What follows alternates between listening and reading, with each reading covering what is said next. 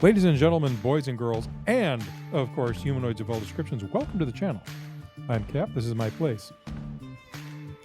Hey, I never anticipated doing gear reviews when I started the channel, but here we are, it's another stupid gear review.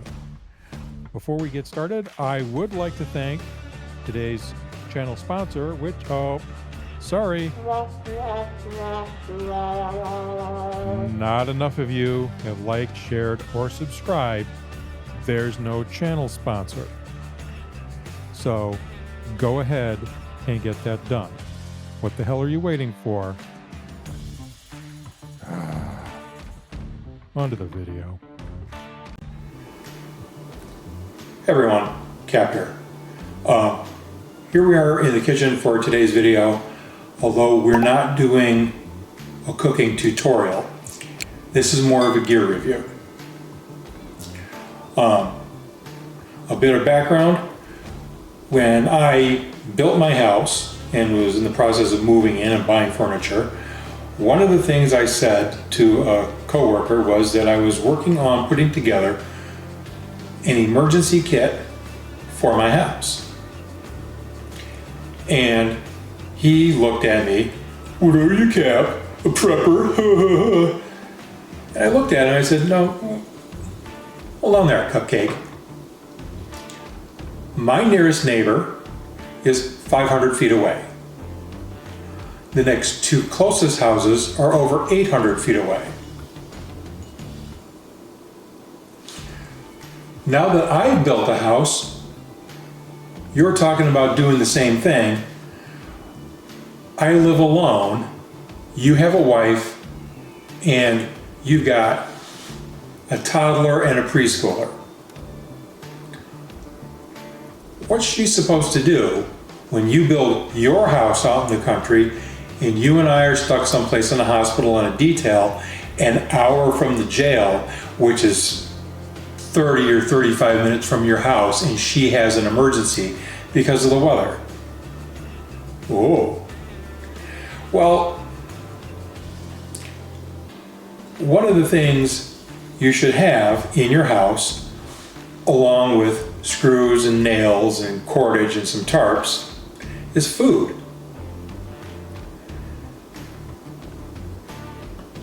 If you look at what just happened to folks down in the Carolinas with getting hit with a couple of hurricanes, when they're in a location where they usually don't get hit with the main force of a hurricane. If you look a couple of years back and you think about the Christmas time blizzard, bomb cyclone induced blizzard that hit the Great Lakes area, where I was trapped at work in the jail for 3 days. How many of you, whether you live in a detached dwelling, a duplex, or a small apartment with maybe, say, a dorm type fridge, how many of you have less than 3 days of food on hand? People were trapped in their homes for better part of a week. And the folks down in the Carolinas, it's still a mess. So I'm going to handle this kind of like a cooking tutorial. We're reviewing 2 camping meals today from Peak Refuel. I like to have a bunch of that kind of stuff on hand, along with canned goods and dry legumes.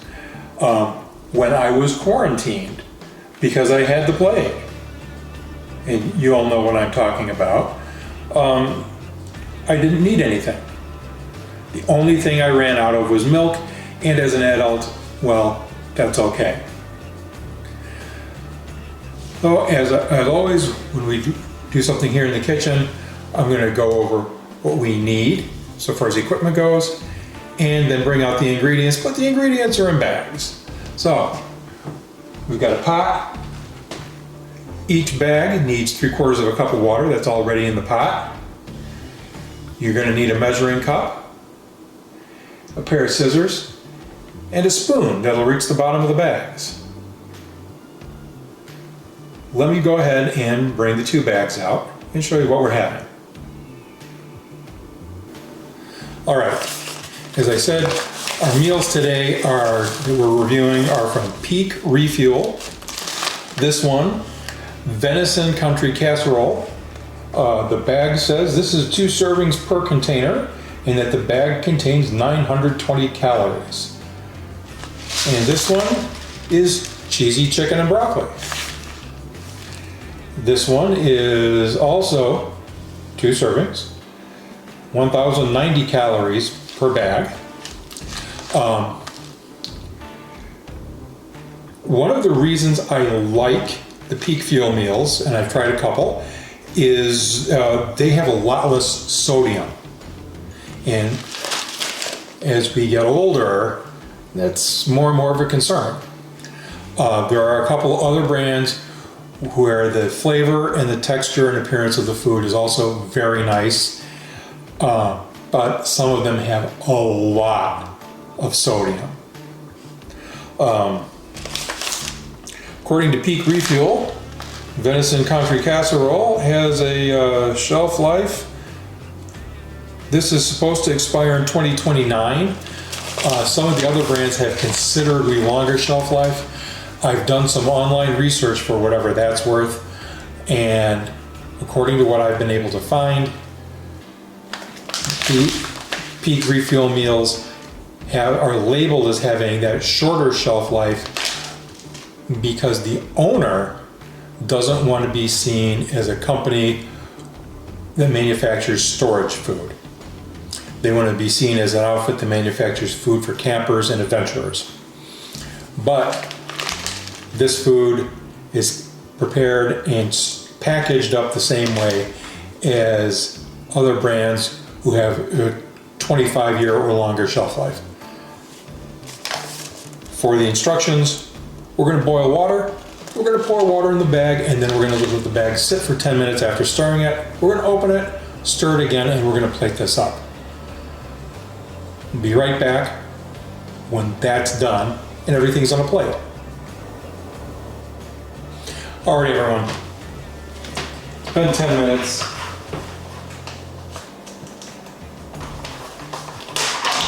All of these camping meals, you have to remember the directions are on the back, and one of the things in the directions is you have to remember to remove this. Every camping type or long-term storage type meal I've seen that comes in a bag, except military type MREs, has an oxygen absorber in it. These are not to be eaten. Don't boil them. They're not good for you.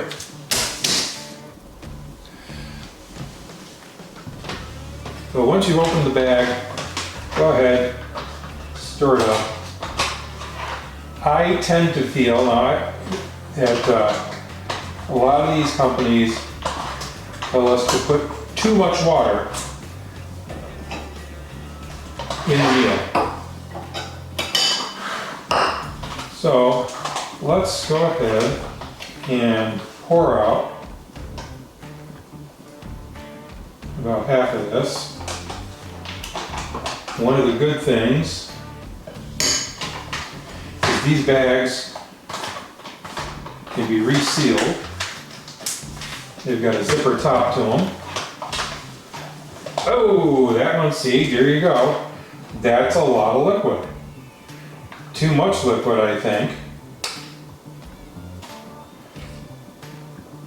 Yeah, that's about half.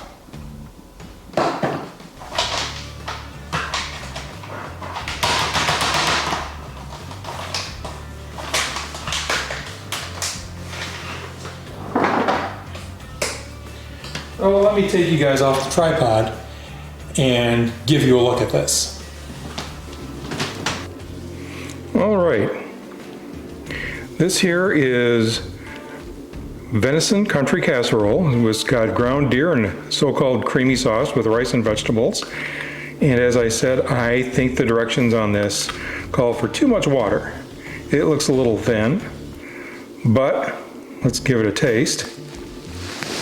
Not getting any on the camera.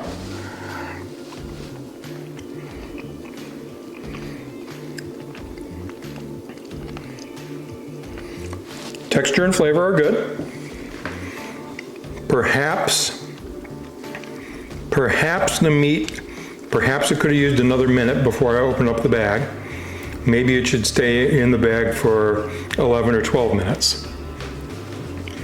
This is the cheesy chicken and broccoli. I'll give this a little.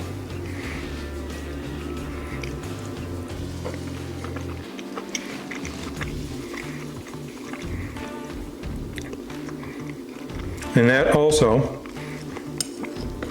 the flavor and texture are real nice. There's nothing to indicate in this one that that it was a freeze-dried meal intended for storage or for camping.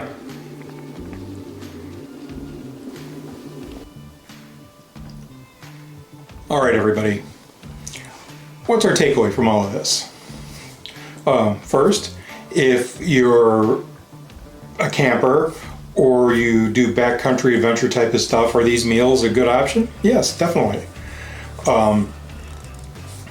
Also, for putting food away just in case, I'm not telling you that you got to put on a tinfoil hat, but natural disasters are real and unfortunately a fairly regular thing. Are these meals a little on the expensive side? Well, they're about $16 for each of those bags. So they're about $8 a meal. Some of them are more expensive. It depends on the meal. I've seen them as much as $25 a bag and as low as $7. And some of you are going to say, well, Cap, that's a lot of money. Well, okay. It is some money. But for a small expenditure once a month, when the weather's decent, next time you're stuck someplace in your home, your duplex, your apartment, and all you've got is that little dorm fridge, and you're going to be out of food otherwise in 48 hours. You know what? That little bit of an extra investment there, and that's what it is, an investment.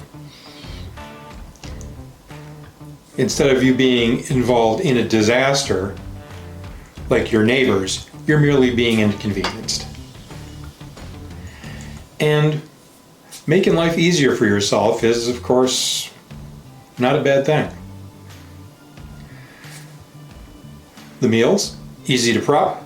Just boil some water and pour it in. Wait 10 minutes or 12. Stir it again and consume. It's that simple. So if you enjoyed the video, like I said in the beginning, like, share, and subscribe. If you're laughing at me, well, you know what?